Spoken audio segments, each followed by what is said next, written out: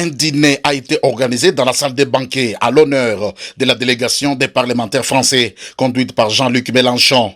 Ancien parlementaire français, l'honorable Vital Bagnoezissé, accompagné de la rapporteure adjointe Colette Chomba, a échangé avec l'opposant français autour de l'agression rwandaise du territoire congolais et de la solidarité dont les Congolais doivent bénéficier de la communauté internationale au nom du maintien de l'ordre international, avec comme vertu cardinale l'intangibilité des frontières. Ils peuvent retenir qu'ils ont des élus qui, comme dans toutes les démocraties, sont très différents, ont des options différentes, mais qui savent s'unir pour défendre en commun leur patrie.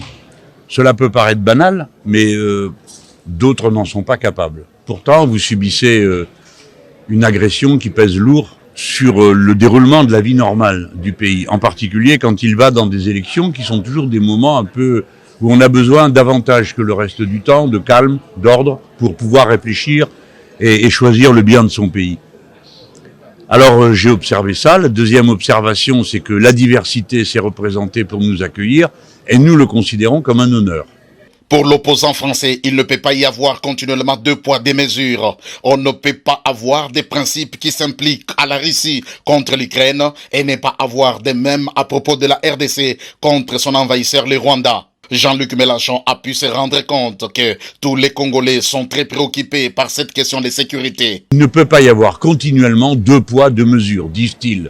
On ne peut pas avoir des principes qui s'appliquent à l'Ukraine contre la Russie et ne pas avoir les mêmes à propos de la RDC contre son envahisseur rwandais. Et ces parlementaires français sont auteurs d'une résolution signée par 75 députés et plus, par laquelle ils prennent parti pour la RDC en affirmant la fraternité et en condamnant les injustices du voisin rwandais et en demandant à la France de se positionner clairement. Depuis qu'ils ont déposé ce texte, une action a eu lieu également au Parlement européen et le Parlement européen a pris position clairement pour le retour à la paix et au cessez-le-feu, mais sans tourner autour du pot, en désignant le Rwanda comme responsable de collusion avec les forces que l'ONU a qualifiées de rebelles.